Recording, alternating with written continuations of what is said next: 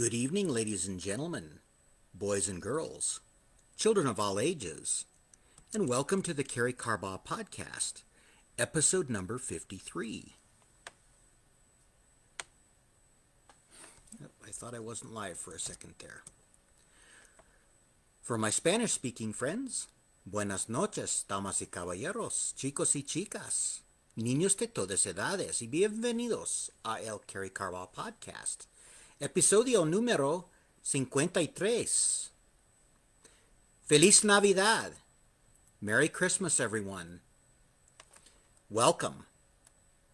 Thank you for joining me either live or on the replay. My name is Carey Carbaugh, and this is the Carey Carbaugh podcast. We've been doing these for almost a year. Tomorrow marks the 1-year anniversary, and I'm going to try and jump on here roughly at my normal time tomorrow evening for a special anniversary edition. But tonight I wanted to focus on Christmas. I know some of you may not be believers. I am a Christian. I am a Christian believer. And tonight is a very special night for those of us who are believers, as is tomorrow. I just finished singing in 3 church services, so hopefully my voice can make it through this podcast. I think we should be good. But this idea came to me a few weeks ago, and I really wanted to do this on Christmas Eve. I think you'll see why. I titled this podcast, let me make sure I get it right, because I changed the name a little bit a couple of times through it.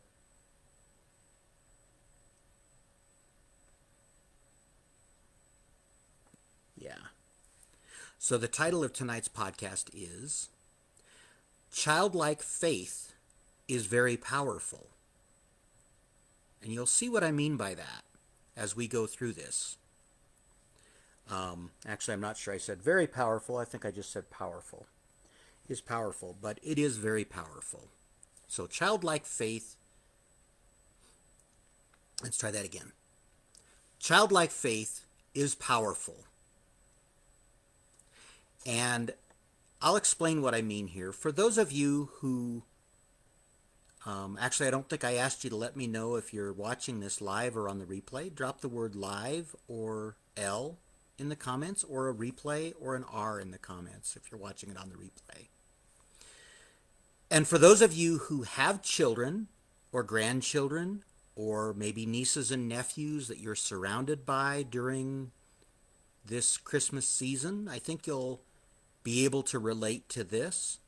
Let me know if you have children, grandchildren in your life by dropping child or grandchild, children, grandchildren, something like that in the comments. And think about those children, or if you don't have children in your life, maybe you haven't had children in your life for several years, maybe think back to when you were a child. What was Christmas Eve like? I remember when I was a child, actually in the childhood home that I'm sitting in right now, Christmas Eve was always a very exciting time, anticipating Santa Claus as a young child, anticipating what Christmas would bring, the hope, the anticipation, the joy of Christmas. These are all part of childlike faith at Christmas time. Childlike Christmas faith. And how could those be powerful, you might ask? Well, as parents, I'm sure if you have children, you're probably frustrated about now. This is approaching midnight on the East Coast. Actually 11 o'clock, I guess, on the East Coast. Maybe your children are still awake. Maybe you're trying to get them to go to sleep. What keeps them awake on Christmas Eve? It's that anticipation, that excitement. We did a podcast a couple years ago, or not a couple years ago, I wasn't doing these a couple years ago, a couple of weeks ago, on born to win and programmed to lose. We all were born with this childlike faith. And then somehow along the way, we kind of got it taken away from us or sort of stripped out of us by society. Society tells us not to be so excited, not to be so emotional. But it's that childlike faith that gives us hope, that gives us creativity. The things that we lose as an adult, the things that can propel us into doing good things, into careers, creative careers instead of just jobs. Have you ever seen a child who just looks distraught? Generally not a young child, unless there's some immediate danger or concern. Most children are inquisitive. They're asking questions. A lot of people, when they think of a childlike faith, they think that kids just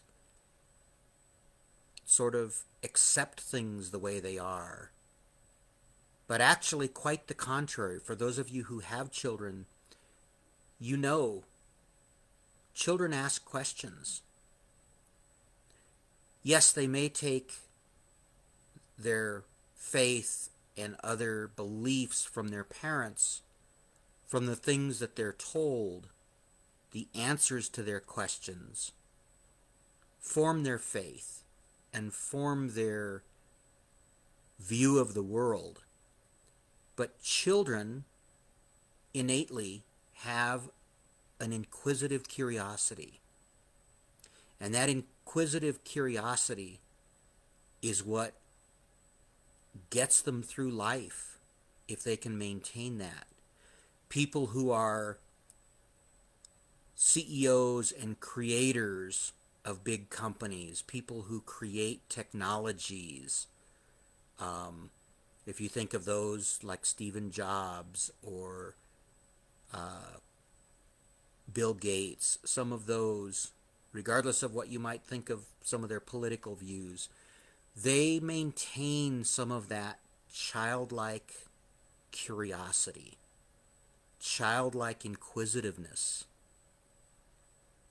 And that's what gets them to where they are. That's what we all need to try to maintain. Just a piece of that childlike faith, the childlike anticipation. Children right now are anticipating. They know that tomorrow, Christmas Day, is going to be an exciting time. It's going to be filled with new toys, new clothes, maybe candy, activities. They're going to have family coming over. They have that anticipation. Now, granted, they don't have any of the responsibility of putting all that together. And that's where some of this childlike curiosity and inquisitiveness gets taken away. But innately, children have that curiosity. And you see that in child play. Children's play activities are creative. They envision things that adults say are impossible. And maybe they are impossible, but without dreaming of that impossibility, how are we ever going to move society as a whole forward? We would stay in the same rut if someone didn't have these inquisitive curiosity moments. And yes, there's some of the people that society thinks are a little bit crazy or a little far out on the edges, but these are the people, the creative thinkers that come up with these new creative ideas. We wouldn't have computers. We wouldn't have cell phones like this that are basically a computer. without someone having a creative mind to think of that. And Jesus put it in 3 of the 4 Gospels. I'm going to read here in just a moment. 3 of the 4 Gospels where Jesus talks about childlike faith. Let's go ahead and read those, and then we'll talk a bit more about this concept. I'm going to use my phone here. For those who don't know, I am a person with low vision, and so I either have to read real closely to my phone and real slowly, or I use screen reading technology such as VoiceOver on my phone to read a little bit faster to me. And so I'm going to use VoiceOver tonight. I think you'll be able to hear this okay. And I've slowed it down so that hopefully it's understandable. But I thought this would be a little bit quicker. Notes. Okay, so here we go. We're going to read 3 different passages, one from Matthew, one from Mark, and one from Luke, the first 3 Gospels. And then we'll talk about them. Notes. Back button. Note actions. Button. December 24th, 2000. That wasn't supposed to happen. Note. There we go. Note. Jesus and asked, who? Yep. Then. Note. New line. Note. New note.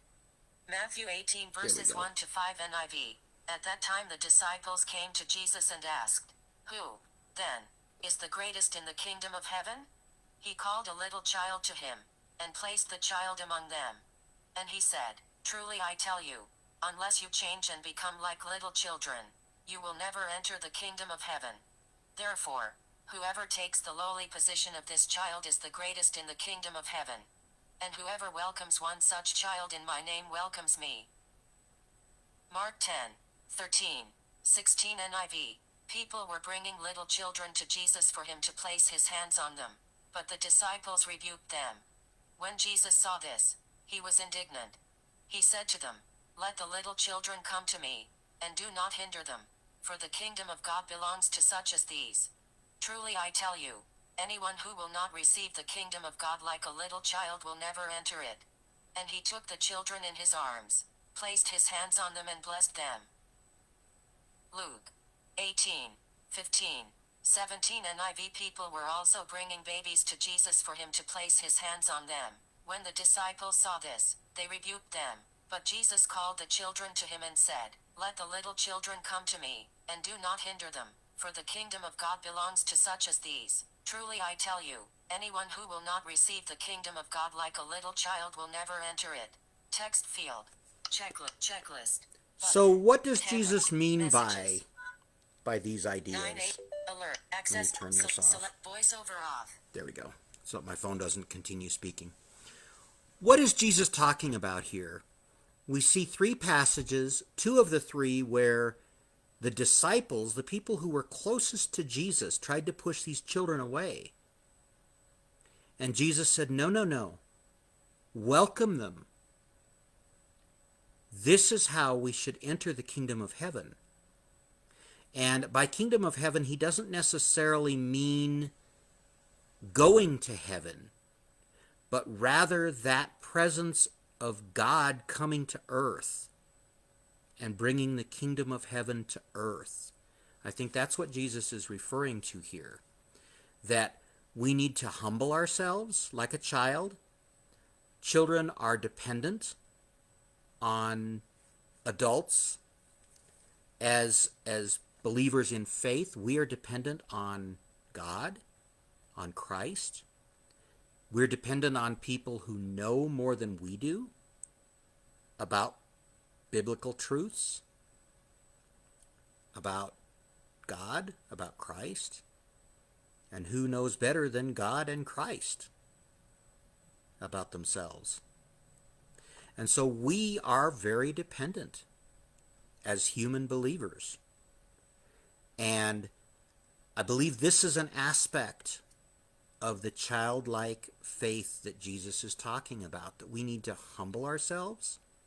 We need to be inquisitive, ask questions, and be willing to learn.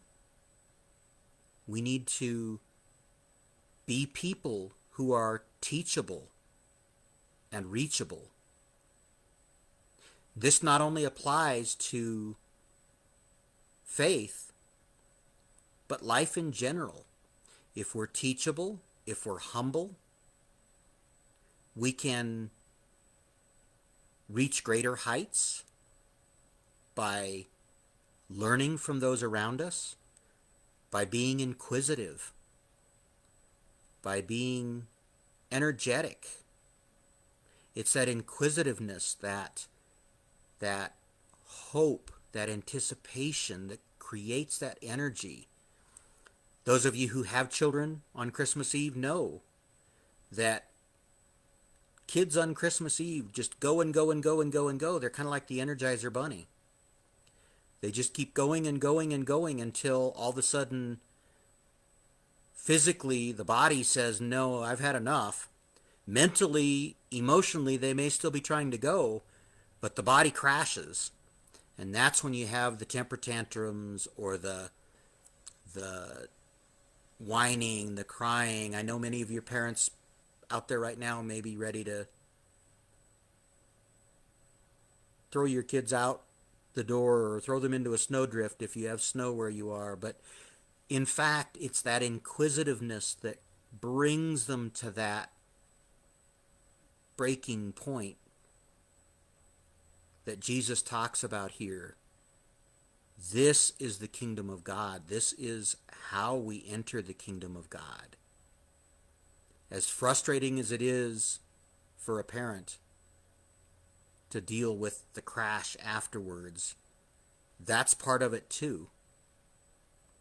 And so maybe this will provide some encouragement to some of you who may be wrestling with that at this very moment as we come to a close of Christmas Eve and begin to welcome in the Christmas Day blessings. But I hope you've gotten value from this. I hope this has provided you with some insights and some value wherever you're at, whether you have children around you or don't have children around you. Think of that childlike faith, not only at Christmas time, but throughout life. Tackle challenges with a childlike faith, an inquisitiveness, a humility. Both of those can enable you to tackle challenges and conquer challenges. And so with that, I want to wish you all a very Merry Christmas. And like I say, I'm going to try and jump on here tomorrow and it'll probably be a fairly short episode, but since it is the 1-year anniversary of these podcasts, I do want to jump on and acknowledge that. But for now, Merry Christmas. Let me know if you've gotten value by dropping the word value or a V in the comments. If you'd like to be added to my email list, drop me the word email in the comments and I'll reach out and get your email address from you. I'm going to be starting some more private events and would love to add you to that list if you'd like to be added. So let me know that in the comments. And with that, I will bid you a fond good night and let you get back to your Christmas activities if you're celebrating. If you're not, have a blessed evening doing whatever you're doing. And make it a blessing to those around you. Be a blessing and do something positive for those you come in contact with. With that, good night for now, and we will talk hopefully tomorrow. Merry Christmas and bye-bye.